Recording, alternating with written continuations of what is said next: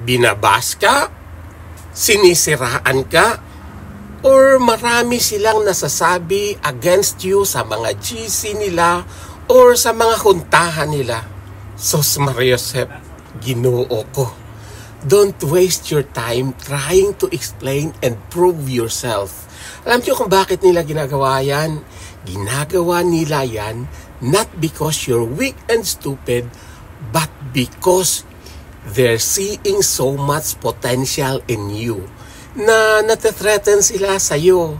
Kaya kung ako sa inyo, kahit anong paninira nila sa iyo, your fruits will always speak for you. Kaya ang gawin mo is continue planting good seeds and good deeds. You will reap what you sow in due time. Labanan mo lang sila ng kindness, guys. Maging mabait ka lang sa kanila. Maiinis lalo ang mga yun.